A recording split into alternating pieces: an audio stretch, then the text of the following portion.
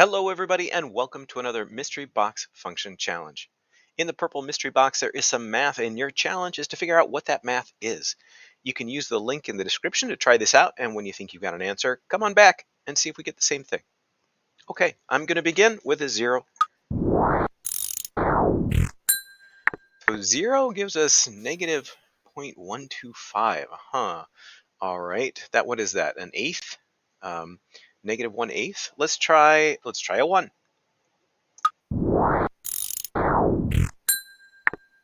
Oh, and 1 gives us 0.125. So maybe we have a line here with a y-intercept of negative 1/8, and it's going up with a slope of positive 1/4.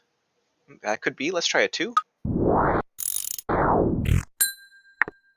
this is definitely a curve. Okay, so we're up at 3.375. Let's try one more on the right here. Let's try a 3. Oh, and we're already off the graph. So this is a curve that's accelerating pretty quickly upwards there. Does it go up on the left as well? Let's try some negative numbers. Oh, no, it's going down. And here we got a negative 3.375 for negative 1, whereas for 2 we got 3.375. So it looks like some symmetry around, well, I'd say around the origin, but not exactly. It looks like it's been moved over a little bit. And are you thinking what I'm thinking? I'm thinking cubic right now, although it's a little hard to tell from these numbers, but that's what I'm thinking.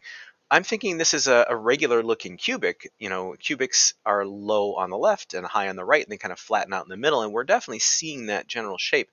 But instead of being on the origin here, it's just been moved over to the right, just a touch. How much? It'd be nice to find that point.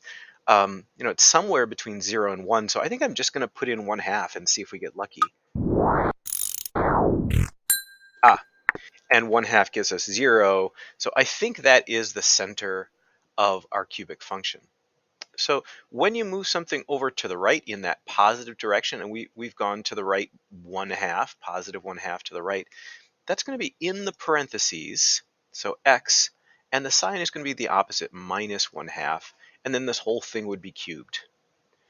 Now, this may be our function, but we should probably test another point or two. I mean, if we put in 1 here, we would get 1 minus 1/2, and then that would be cubed. So that would be 3/4. It would be 1/2. So 1/2 cubed would equal 1/8. Cubing the 1 on the top and cubing the 2 on the bottom. And for 1, we got 0.125. That is 1/8. So that looks very promising. Let's try it with a negative number and see if we can get close to this. Let's put in a negative 1 here. So negative 1 minus 1/2 quantity cubed. So, well, 1 is 2. So this is negative 3/2, and it's cubed. Because it's cubed, it's going to preserve that negative sign. It's like a negative times a negative times a negative. And then 3 cubed is going to be 27, and 2 cubed is going to be 8. So 27/8, negative 27/8. Is that in that neighborhood of 3.375? Well, I think so. 3 times 8 would be 24, and we've got a little bit more than that. So this looks like it could well be negative 3.375. So I've got enough confidence to say that we've got this, and this is our function up here. So let's take a look. Yeah, x minus 1/2 quantity cubed, and we can graph that as well. Yep, so we got our typical cubic pattern here, just nudged over by half a unit to the right. Well, how did that go for you? Did you see cubic? Let me know. Thanks, everybody.